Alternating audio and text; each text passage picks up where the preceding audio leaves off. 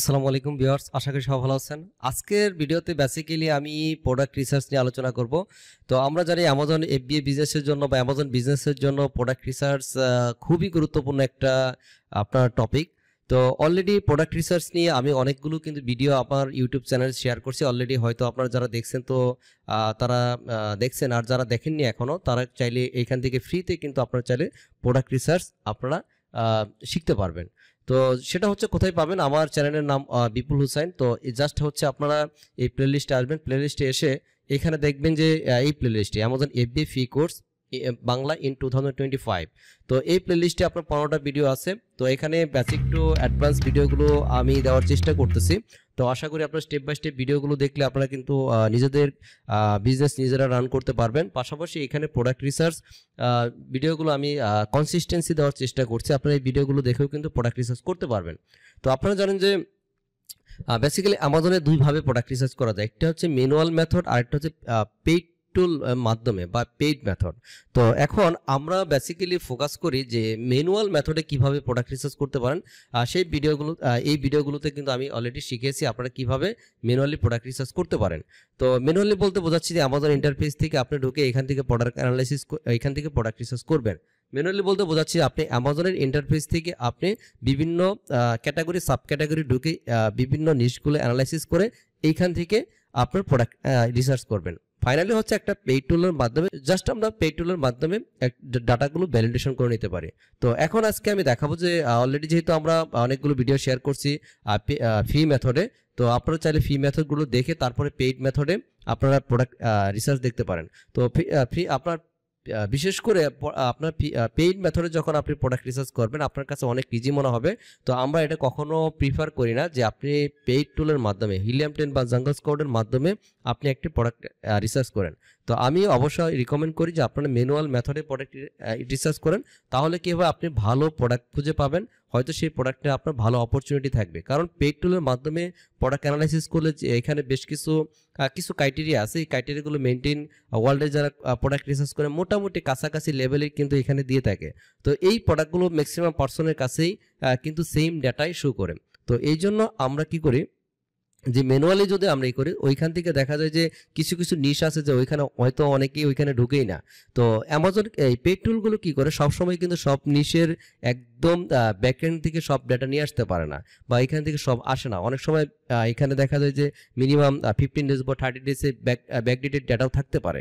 তো এই জন্য আমরা কি করি ম্যানুয়ালি যদি পাই একদমই ওইখানে লাইভ ডেটা পাবো। তো লাস্ট 24 আওয়ার্সে কি বিহেভিয়ার হচ্ছে সেগুলো আমরা ওইখান থেকে জানতে পারবো।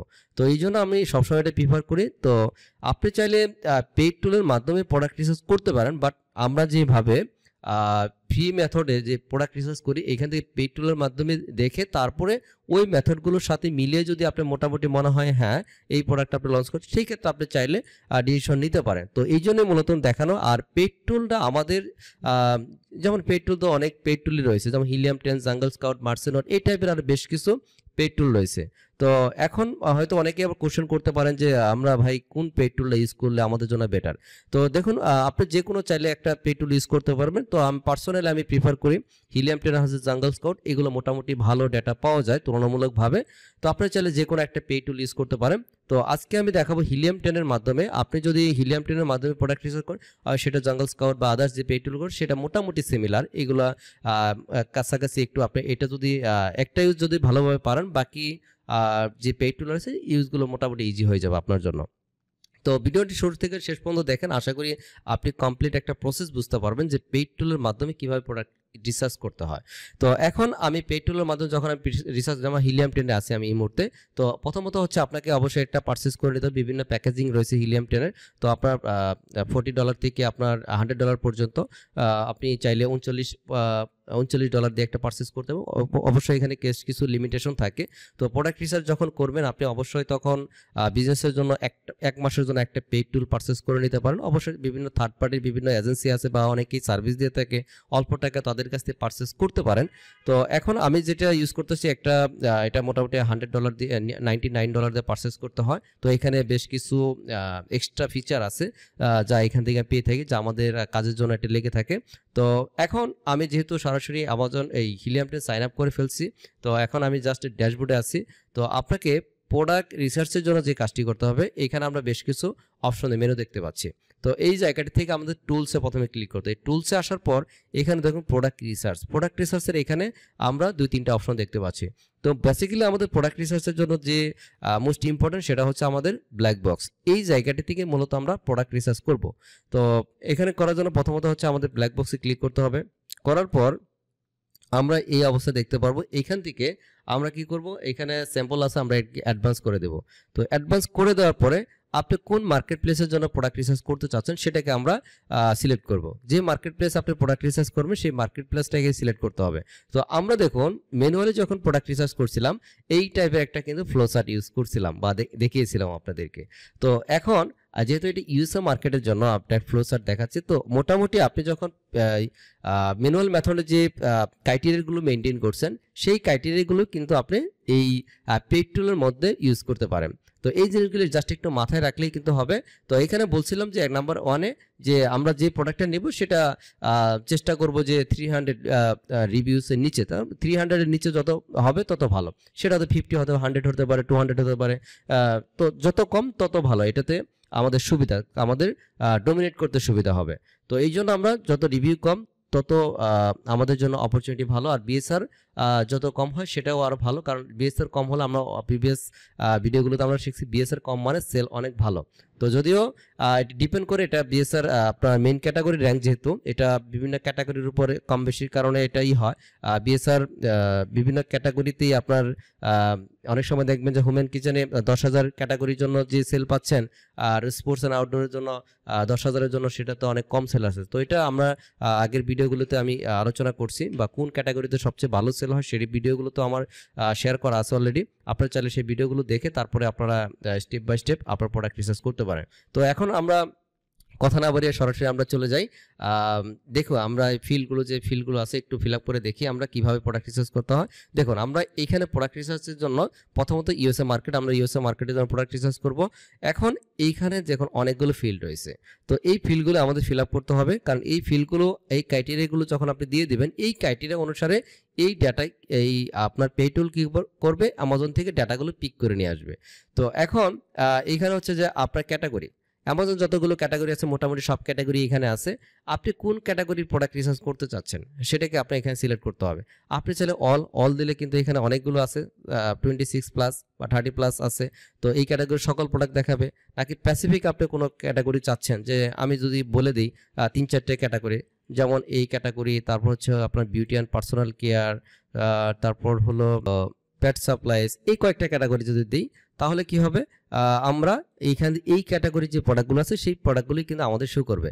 বাকিটা হচ্ছে আপনার রিভিউ কাউন্ট বলতে বোঝাচ্ছে যে আমরা ওই যে বললাম না যে লেস দেন 300, আমরা চাচ্ছি কত, ধরে নিলাম যে 300 বলা হয়েছিল, আমরা লেস দেন 200-এর নিচে যে প্রোডাক্টগুলো আছে সেই প্রোডাক্টগুলো যেন আমাদের শো করে। আর হচ্ছে রিভিউ রেটিংস, আমরা প্রোডাক্টে কিন্তু দেখিয়েছিলাম যে আপনার ওই প্রোডাক্টের রিভিউ এবং রেটিং কি, টোটাল যে এটা থাকে সেটা হচ্ছে রিভিউ। আর এই রিভিউর ভিতরে আপনার কতগুলো 5 স্টার, কত 4 স্টার, 3 স্টার, এইভাবে অ্যাভারেজে আউট অফ 5-এর ভিতরে কত সেটা। তো আমরা মিনিমাম যেটা চাচ্ছি, যে প্রোডাক্টটা জানি যে অ্যামাজনে 4 পর্যন্ত অ্যামাজন এই প্রোডাক্টগুলোকে কাস্টমার ভালো চোখে দেখে। তো আমরা যে প্রোডাক্টগুলো মিনিমাম 4 সেই প্রোডাক্টগুলোকে আমরা টার্গেট করতে চাচ্ছি। ম্যাক্সিমাম তো আমরা জানি 5 হবে, তো মিনিমাম দিয়ে দিলে ম্যাক্সিমাম দরকার নেই। Best seller rank, that means BSR. তো বিএসআর কি করবো, আমরা এই বিএসআর আমরা ম্যাক্সিমাম কত চাচ্ছি। তো যেহেতু আমরা এখানে 3-4টা বা 4-5টা ক্যাটাগরি সিলেক্ট করছি, আমরা চাইলে দিতে পারি যে বিএসআর ইউএসএ মার্কেটের জন্য আপনি দিয়ে দেন 10,000, আমরা লেস দেন 10,000 আমরা চাচ্ছি, ম্যাক্সিমাম 10,000, তার মানে মিনিমাম দেওয়া দরকার নেই। সেটা 5,000 হতে পারে, 1,000 হতে পারে, 9,000 হতে পারে, 9,999 হতে পারে।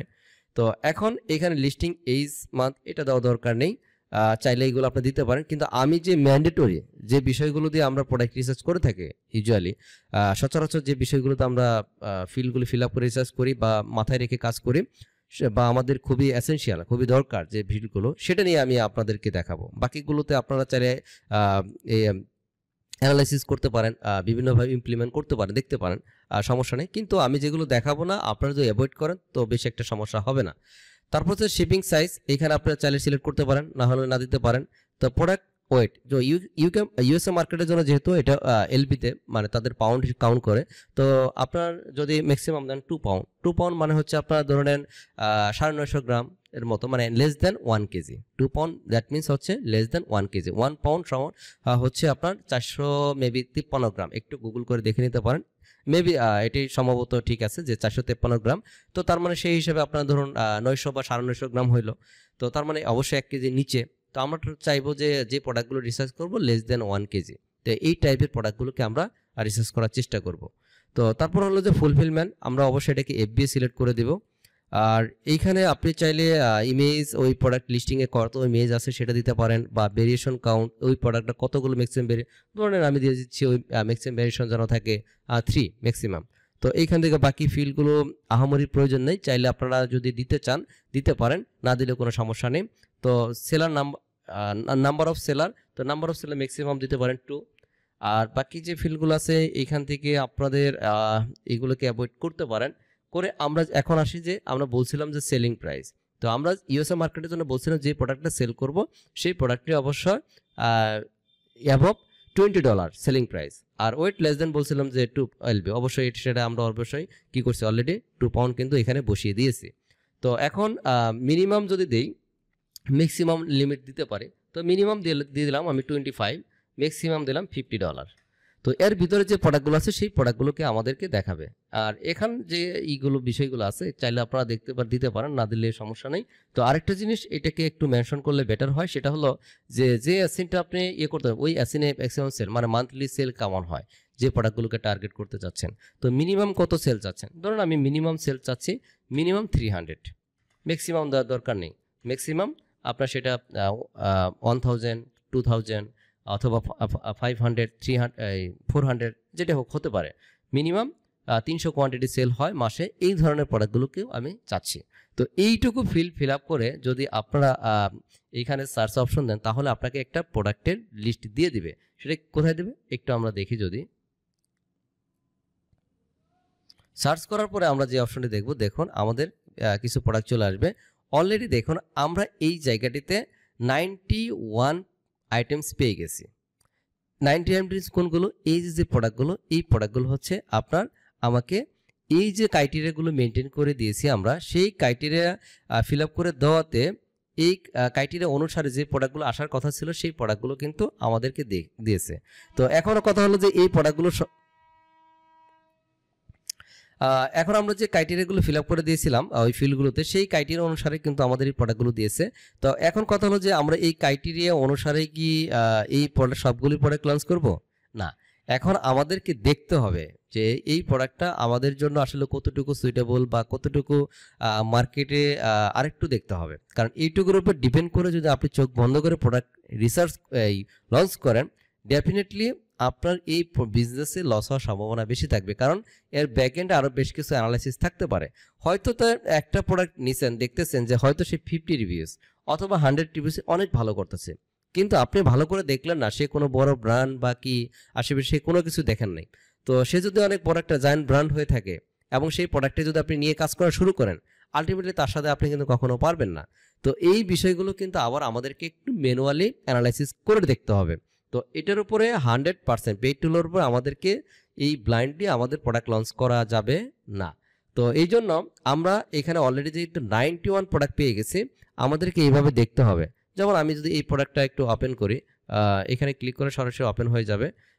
এখানে আমি ডেলিভারি টু বাংলাদেশ দেখাচ্ছে। তো এটা আমি যেহেতু বাংলাদেশ থেকে প্রোডাক্ট রিসার্চ করতেছি, এটা যদি আমি একটা নিউ ইয়র্কের একটা কোড দিয়ে দিই, তাহলে আমরা এখান থেকে প্রপারলি আমরা দেখতে পারবো এই জায়গাটি থেকে। তো দেখুন এই প্রোডাক্টটি সে সেল করতেছে 400+, সে 2টা ভেরিয়েশন আছে, সেলিং প্রাইসও ভালো। তো আমরা যদি বিএসআরটা তার দেখি, বিএসআরটা কেমন। তো বিএসআরটা আশা করি আমাদের এই ক্রাইটেরিয়ার ভিতরেই থাকবে। হ্যাঁ, বিএসআর দেখুন এই যেহেতু আমরা 10,000 দিয়েছিলাম ম্যাক্সিমাম, তো বিএসআর কিন্তু সে 8,000-এর মধ্যে আছে কিচেন অ্যান্ড ডাইনিং ক্যাটাগরিতে। তো এইভাবে আমাদেরকে আবার ফার্দার কিন্তু এই অ্যানালাইসিস করে দেখতে হবে যে এইখানে আমাদের কেমন অপরচুনিটি রয়েছে। এই কিওয়ার্ডগুলো একটু অ্যানালাইসিস করে দেখবেন যে কিওয়ার্ডগুলোর আমরা যে ম্যানুয়ালি প্রাইমারি কিওয়ার্ডে সার্চ ভলিউম কেমন, তো এখানে কম্পিটিটর কেমন, তো এই বিষয়গুলো কিন্তু আমাদেরকে দেখতে হবে। তো ফাইনালি হচ্ছে যে আপনি চাইলে এখন এখান থেকে একটা একটা করে এইভাবে দেখতে পারেন।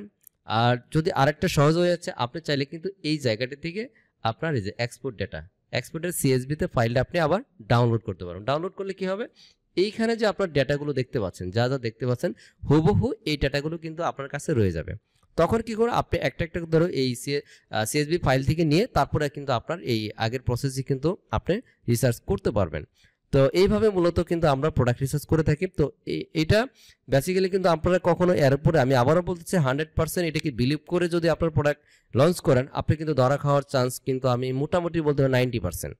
তো 10% হলো যে আপনার কপাল গুণে ভালো একটা প্রোডাক্ট পেয়ে গেছেন, হয়তো সে হিলিয়াম 10 ভালো একটা প্রোডাক্ট দিয়েছে, ওই প্রোডাক্ট ওইভাবে কেউ লঞ্চ করেনি, বা 6 মাসের মধ্যে কেউ হয়তো লঞ্চ করার চিন্তাও করে নাই।